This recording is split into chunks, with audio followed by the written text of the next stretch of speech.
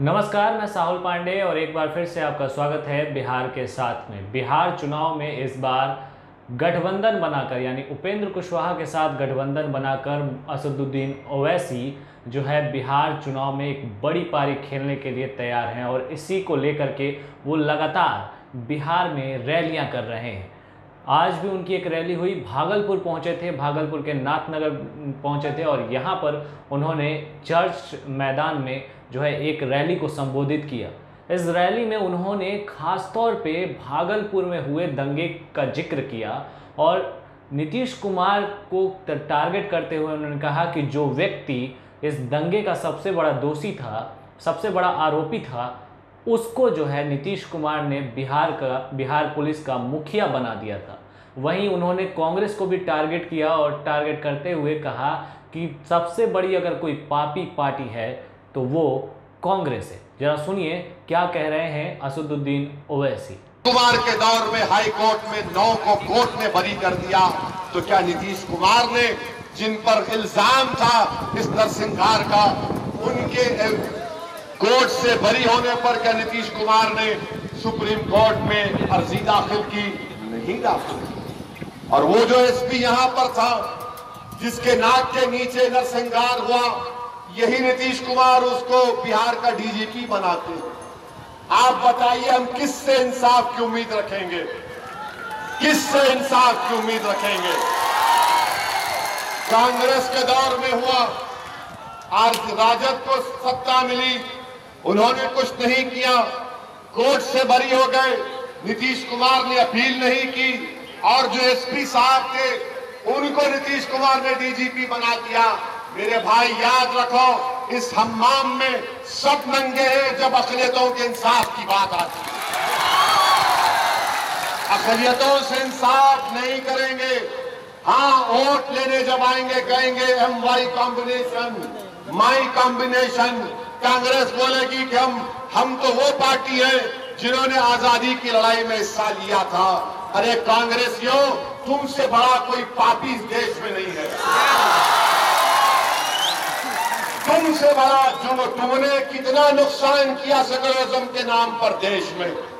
अगर आज दिल्ली का बादशाह नरेंद्र मोदी बनकर बैठा है तो कांग्रेस की नाहली और उनके फजूल, उनकी कमजोरियों की वजह से नरेंद्र मोदी 2014 मैं भागलपुर की जनता को पैगाम देने आया हूं, ये कांग्रेसी कभी भी किसी के नहीं हो सकते, ये किसी के नहीं हो सकते। मैं जानता हूं, मैं इनका 8-9 साल इनका साथ दिया हूं। आंध्र प्रदेश, उस वक्त के आंध्र प्रदेश में हम यूपीए में साथ थे, हम देख चुके हैं करीब से इनको किसी से मोहब्बत नहीं। इनको मोहब्बत है तो सिर्फ कैसे किसी को तोड़ा जाए, किससे नाइंसाफी हो जाए और फिर इक़्तिदार को हासिल किया जाए।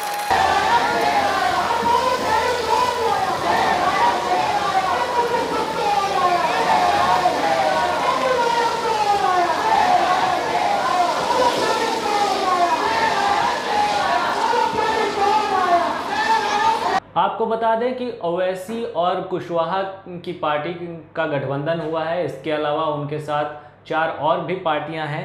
इस गठबंधन का नाम जो है ग्रैंड डेमोक्रेटिक फ्रंट है और ये गठबंधन जो है साझे तौर पे जो है बिहार में चुनाव लड़ रही है और इस गठबंधन के सीएम फेस के तौर पे उपेंद्र कुशवाहा हैं, जबकि बड़े नेताओं में खुद असदुद्दीन ओवैसी हैं जो कि अपनी पार्टी को भी जो है एक तरीके से बिहार में जमीन देने की कोशिश में लगे हुए हैं। वो अपने उम्मीदवार शाह अली सज्जाद के समर्थन में रैली करने पहुंचे थे और इस रैली में उन्होंने ये सारी बातें कही हैं। आपको बता दें कि जब ओवैसी इस दौरान वहाँ पहुँचे तो यहाँ का माहौल जो है थोड़ा अलग दिखा और उस समय नारे लग रहे थे कि देखो देखो कौन आया, शेर आया, शेर आया।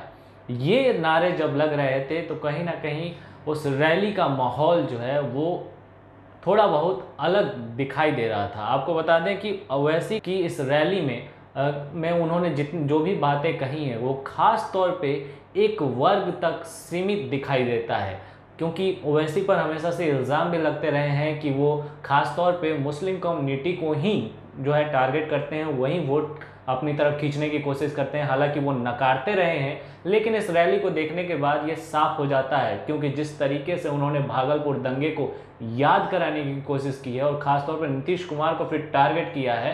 साथ ही साथ आपको बता दें कि ये जो इलाका है, यहाँ पर भी मुस्लिमों की आबादी जो है वो बड़ी तादाद में है। आपको बता दें जो भागलपुर का इलाका है, भागलपुर ज़िले की अगर बात कर लें, पूरा इलाका जो है वहाँ पर करीब 29 दशमलव कुछ प्रतिशत के तरफ जो है मुस्लिम आबादी है, यानी कि एक बड़ी आबादी है मुस्लिमों की। और साथ ही साथ नाथनगर सीट की अगर बात कर लें तो इस सीट पर मुस्लिमों की अच्छी खासी आबादी है और ऐसा माना जाता है कि ये आबादी जो है चुनाव के समय जो है उम्मीदवार को जिताने का और हराने का जो है वो फैसला कर सकती है। हालांकि यहाँ पर ब्राह्मण भी हैं, कोयरी भी हैं और इनकी भी अच्छी खासी संख्या है, लेकिन उन वोटों को अगर वो काटने में भी तैयार हो जाते हैं तो मुस्लिम वोट अगर एक मुश्त ओवैसी की पार्टी को मिलता है तो कहीं ना कहीं ओवैसी के लिए अब किशनगंज के बाद भागलपुर में एक नया रास्ता खुल सकता है। ऐसे में उनके भाषण जो यहाँ पर देखने को मिले, खास तौर पे पुरानी जो गड़े मुर्दे हैं उखाड़ने की कोशिश की है उन्होंने, इससे साफ जाहिर होता है कि ओवैसी इस बार जो है भागलपुर में एक तरीके से झंडा गाड़ना चाहते हैं। फिलहाल इस रिपोर्ट में इतना ही। आप बने रहें बिहार के साथ। धन्यवाद।